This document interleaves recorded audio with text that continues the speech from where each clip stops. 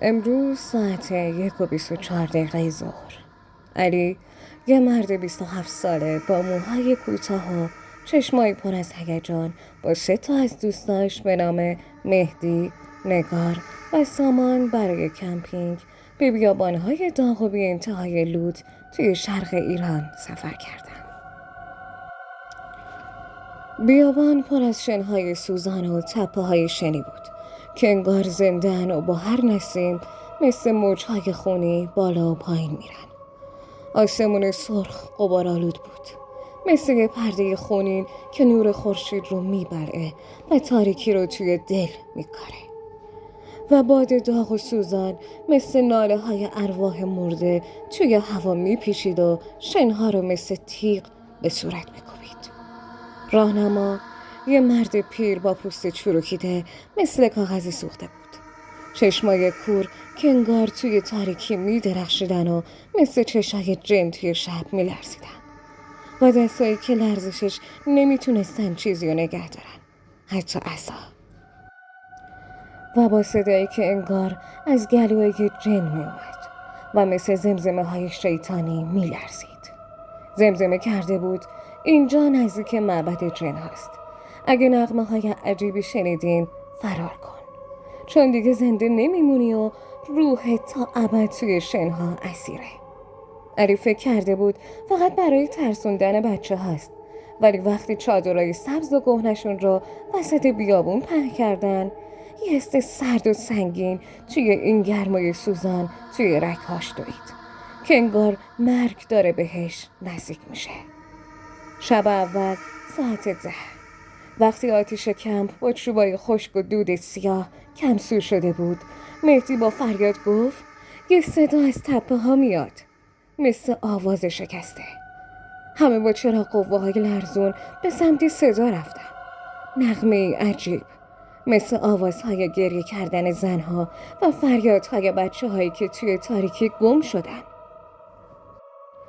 صدایی که انگار از ته یک گورستان زیر شنها میپیچید و توی سرت میچرخه، مثل اینکه ارواح دارن بهت التماس میکنن.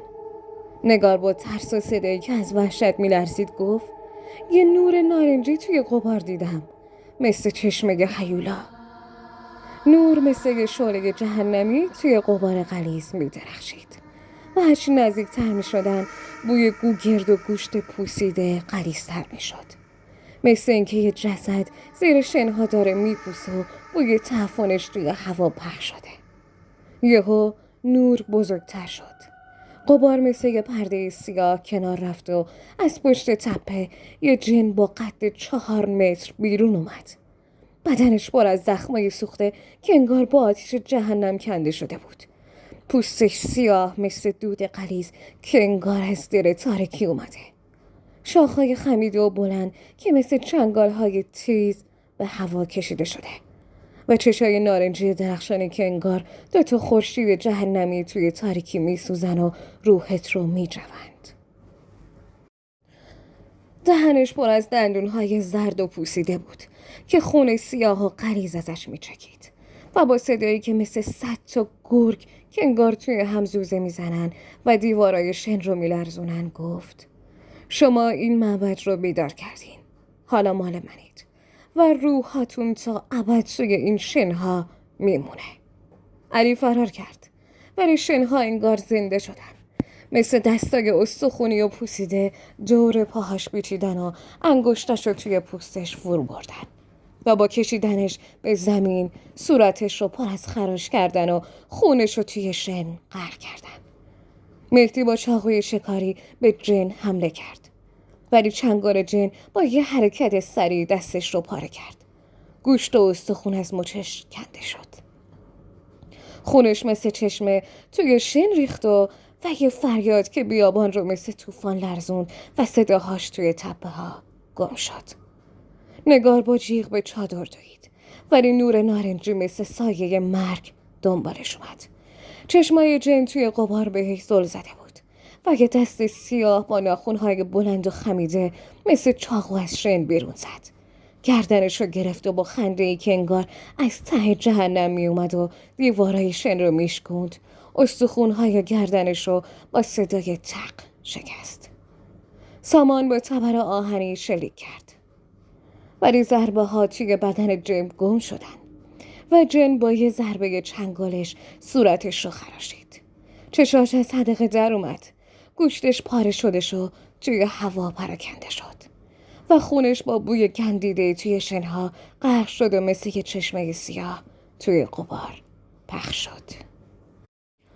علی توی تاریکی به یه غار سنگی توی تپه پناه برد. جایی که دیواراش پر از نقاشی های عجیب بود. صورتهای پاره شده با چشمای نارنجی. دستای استخونی که دارن آدمها رو از شن میکشن. و نوشته هایی که با خون میگفت ما اینجا زندونی بودیم. تو با اومدنت در رو باز کردی. یه نور نارنجی از ته غار میدرخشید و صدای نغمه های شکسته مثل زمزمه های شیطانی که توی هوا میپیچید.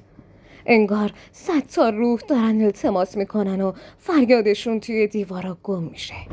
علی با ترس و قدم هایی که از وحشت میلرزیدن جلو رفت و دید یه تخت سنگ با زنجیرهای زنگ زده و استخونهای پوسیده دورش و روی یه تخت یه جن دیگه خوابیده بود با بدنی پر از زخمای عمیق که خون سیاه ازش میچکید. چشمای بسته و دندونهایی که از دهنش بیرون زده مثل چاقوهای شکسته. یهو چشمای جن باز شد. نارنجی و درخشان مثل 2 تا خورشید جهنمی و با صدایی که دیواره های غار رو شکافت و شنها رو به حرکت در آورد گفت تو منو بیدار کردی. حالا روح تا ابد توی این معبد اسیره. جن از تخت بلند شد. زنجیرها رو با صدای فلزی و خراشدار پاره کرد و با چنگالاش به سمت علی پرید. ناخونهاش توی شونش فرو رفتن و خون سیاه و غلیظ مثل چشم از زخمش جوشید. بوی گندیدش مثل یه مشت توی صورتش خورد و نفسش رو بند آورد. علی با سنگ بزرگ به سر جن زد ولی سرش ترکید و از داخلش 100 تا چشم نارنجی و دهنهای کوچیک پر از دندونهای تیز بیرون اومد که با خنده‌های شیطانی بهش حمله کردن. موهاشو کشیدن و پوستشو با ناخوناشون خراشیدن تا خونش مثل بارون توی غار بریزه. فریادش توی غار پیچید و جن با یه ضربه نهایی گردنشو شکست. خونش روی سنگ ها ریخت و یه دایره از شن و خاکستر دور جسدش تشکیل شد. نور نارنجی غار بزرگتر شد و سایه های کوچک جن دور علی میچرخیدن. با نجواهای شیطانی میگفتن تو مال مایی، خانوادت مال ماست و دوستات توی شنها منتظرتن. تو عمق غار صدای نغمه های قبلی مثل مهدی، نگار و سامان از دیوارا می اومد. انگار دارن با فریادهای شکسته التماس میکنن که آزادشون کنه و با دستای استخونی از شن بیرون میزدن که انگار دارن بهش اشاره میکنن و موهاشو میکشن. صبح راهنما با پلیس اومد. تو بیابون فقط چادرای پاره که باد پراکندشون کرده بود. لکه های خون سیاه که توی شن غرق شد و مثل چشمه های خشکیده موندن. تکه های گوشت پاره شده که باد پخشش کرده و توی غبار گم شده و یه نور نارنجی کمسو مثل چشمه هیولا چشمک میزد. توی غار استخونهای علی با خراشهای عمیق، چشمای در اومده که هنوز انگار به چیزی زل زده بود و ترسوشون بود مونده بود و یه تیکه موی سیاه با بوی گندیده. انگار از یه موجود جهنمی بود و بوی تعفنش رو توی هوا میشد حس کرد. راهنما با ترس و زمزمه‌ای که مثل دعا بود و دستاش میلرزید گفتم نرید. حالا جنها آزاد شدن و تا ابد توی این بیابون دنبال قربانی میکردن. همون شب توی روستا نزدیک مردم فریاد زدن که نور نارنجی توی بیابون دیده شده و سایه بلند به چشای آتشین داره به خونه هاشون نزدیک میشه. نغمه های عجیب از تپه ها میپیچده که خواب را از چشماشون میبره و شباشون رو به کابوس تبدیل میکنه. ولی داستان تموم نشده. اگه امشب توی بیابون کم کنی شاید یه نور نارنجی ببینی که مثل چشمه جن به چشمک میزنه. یه نغمه عجیب بشنوی که توی سرت میچرخ و توی گوشت زنگ میزنه و چشای نارنجی توی تاریکی بهت زل بزنن و روحت رو بکشن. اگه جرأت داری به تپه ها نزدیک شو و چادرتو پهن کن. شاید جن منتظرت باشه که روحت رو بکشه و تو رو توی شنها دفن کنه. امروز ساعت 1:24 ظهر.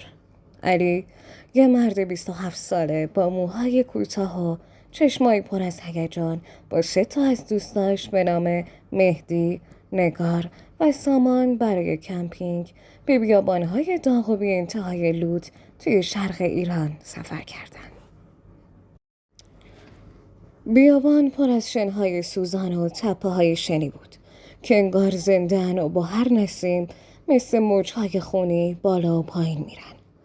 آسمون سرخ غبارآلود بود، مثل یه پرده خونین که نور خورشید رو میبلعه و تاریکی رو توی دل میکاره.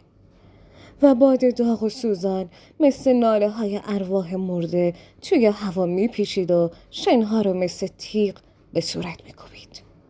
راهنما یه مرد پیر با پوست چروکیده مثل کاغذی سوخته بود.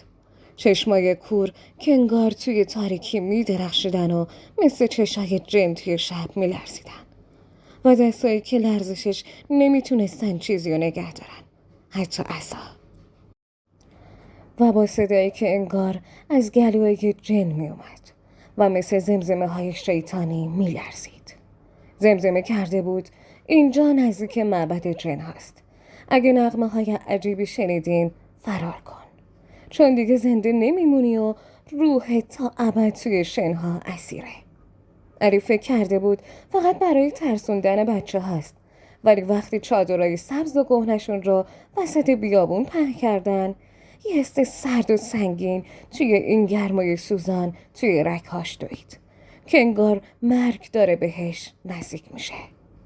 شب اول ساعت 10، وقتی آتیش کمپ با چوبای خشک و دود سیاه کمسو شده بود، مهدی با فریاد گفت یه صدا از تپه ها میاد، مثل آواز شکسته.